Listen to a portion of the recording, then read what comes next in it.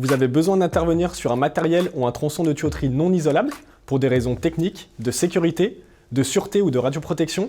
Spinucléaire le permet aujourd'hui et on vous explique comment.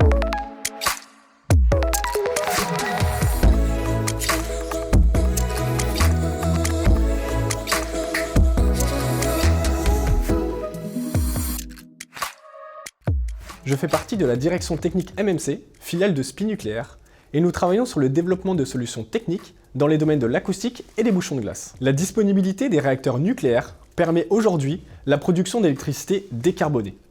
Mais certaines opérations de maintenance requièrent la vidange d'un circuit hydraulique et donc le rendent indisponible. Et assurer la production d'un réacteur nucléaire, c'est donc limiter le démarrage des centrales à énergie fossile qui produisent notamment des gaz à effet de serre. Alors comment faire pour éviter de vidanger le circuit hydraulique? Tout simplement en réalisant une obturation de tuyauterie par cryogénie via l'apport d'azote liquide. En bref, réaliser un bouchon de glace grâce à ce type de caisson.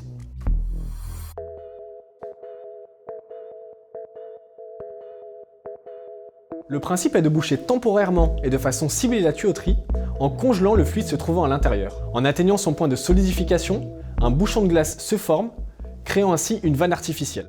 Le challenge principal a été de définir un mode opératoire complet tout en assurant l'innocuité sur l'installation. La solution est complétée par des contrôles acoustiques et thermographiques afin de suivre la création et la fonte du bouchon. On travaille ainsi plus précisément, ce qui réduit d'autant l'indisponibilité. Garantir la sécurité et la sûreté de l'installation tout en réduisant son indisponibilité, c'est ce que nous avons déjà fait, en réalisant 18 bouchons de glace sur 7 centrales nucléaires en 2021. Aujourd'hui, notre procédé est qualifié par EDF et nous avons obtenu un marché cadre tout CNPE. Notre solution est applicable dans toute industrie. Il faut savoir qu'il n'y a pas que l'eau qui est congelable. On peut également citer les huiles ou encore les liquides organiques, tels que le méthanol, le gazole, le lait ou encore la bière. Notre innovation évolue et la prochaine étape porte sur une automatisation du processus via l'injection autonome d'azote liquide. Très clairement, cette solution a de l'avenir.